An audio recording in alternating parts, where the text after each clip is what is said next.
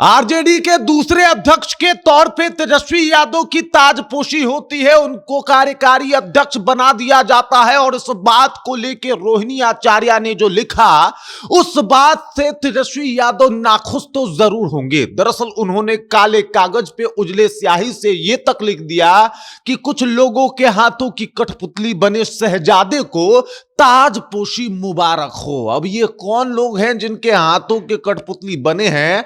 अब तक पूरा बिहार वाकिफ हो चुका है उन लोगों से। और जिस तरीके से रोहिणी आचार्य ने उनको ताजपोशी विश की है, जिस तरीके से उनको बधाई भेजा है, साहब ये बधाई बता रहा है कि आरजेडी की सामत आने वाली है। क्या तेजस्वी यादव के आ जाने से वाकई आरजेडी अब डूबने के कगार पे पहुंचेगी? क्या तेजस्वी यादव की ताजपोशी ही आरजेडी के अंत का कारण होगा?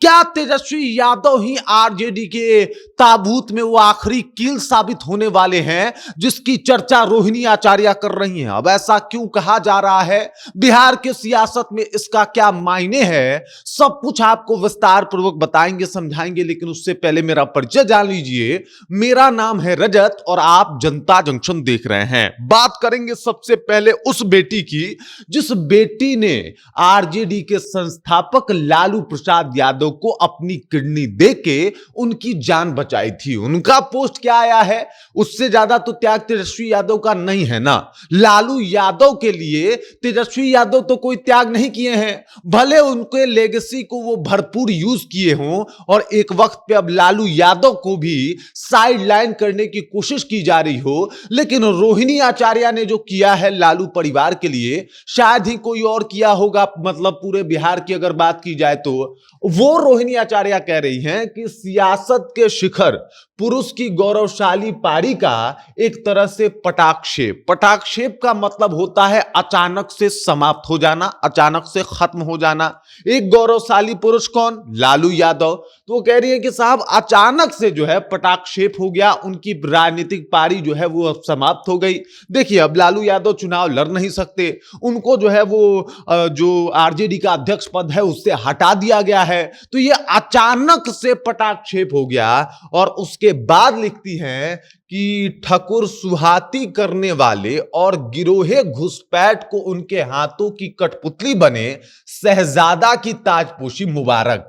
अब देख लीजिए गिरोहे घुसपैठ कौन है? जो लोग बाहर से आके आरजेडी में कब्जा जमाए हुए हैं। और वो कह रहे हैं कि साहब गिरोहे घुसपैठ को उनके हाथों की कठपुतली बने शहजादे की ताजपोशी मुबारक। मतलब 4-5 लोगों के हाथों की कठपुतली बन के रह गए हैं तेजस्वी यादव, और उनकी अब ताजपोशी हो गई है। वो जो है अब आरजेडी संभालेंगे। और ये देखिए बैकग्राउंड क्या है, एकदम ब्लैक है। और ये ब्लैक का मतलब है कि अब शायद आरजेडी में काले दिन की शुरुआत हो रही है। वो दिन जो बिना लालू यादव का देखेगा आरजेडी, और उसकी हालत तेजस्वी यादव क्या करेंगे ये देखने वाली बात होगी। क्योंकि इस दौरान जो कुछ भी आरजेडी में घटित हुआ है और जिस तरीके से आरजेडी एक के बाद एक फेलियर का सामना करी है, जिस तरीके से लगातार फेल हुई है, चाहे चुनाव की बात की जाए या फिर अपने कार्यकर्ताओं को समेटने की बात की जाए, उसमें लगातार फेलियर का सामना करना पड़ा है। और तेजस्वी यादव जो है वो उस तरीके से बचा नहीं पाए हैं अपने आरजेडी को। फिर रोहिणी आचार्य का सवाल जायज हो जाता है। रोहिणी आचार्य कह रही है कि साहब 3-4 लोग तो आपको मिलकर संभालते हैं, 3-4 लोग के हाथों के आप जो है वो कठपुतली बन गए हैं। तेजस्वी यादव का एक वीडियो भी खूब वायरल होता है जहां पे उनसे एक न्यूज एंकर सवाल पूछता है कि आप सोने से पहले किसको कॉल करते हैं, अपनी पत्नी को या फिर संजय यादव को? और उसके ऊपर तेजस्वी यादव मुस्कुरा के कुछ बातों को बोल के उस क्वेश्चन को जो है टाल मटोल कर देते हैं। लेकिन अब जब रोहिणी आचार्य का भी पोस्ट आ रहा है कि कुछ हाथों के कठपुतली बन के रह गए हैं आप, आपका अपना कुछ चलता नहीं है, और वैसे में अगर आप पार्टी के अध्यक्ष बन जाएं तो पार्टी का क्या होगा? या फिर ये जो अब आप आरजेडी संभालेंगे तो आरजेडी का क्या होगा? ये सवाल तो उठना लाजमी है। और वही सवाल जो है वो तेजस्वी यादव पे उठ रहा है। जिस तरीके से एक एक करके पार्टी के बड़े बड़े लीडर इनका साथ छोड़ रहे हैं, बड़े बड़े यादव नेता तेजस्वी यादव से खफा हैं, चाहे वो राज बल्लभ यादव हो, पप्पू यादव हो, या फिर तमाम बड़े यादव नेता हो, वो लोग तेजस्वी यादव को पसंद ही नहीं करते। वो लोग कह रहे हैं कि भाई लालू यादव गरीबों के मसीहा हैं, लेकिन तेजस्वी यादव लालू जी के उत्तराधिकारी, और इससे ज्यादा इनकी पहचान कुछ नहीं है। लेकिन मजे की बात यह है तेजस्वी यादव को अभी लग क्या रहा है? तेजस्वी यादव को लग रहा है कि जंगल राज की छवि जो इनके साथ जोड़ के देखी जाती है वो बतौर लालू यादव ही देखी जाती है।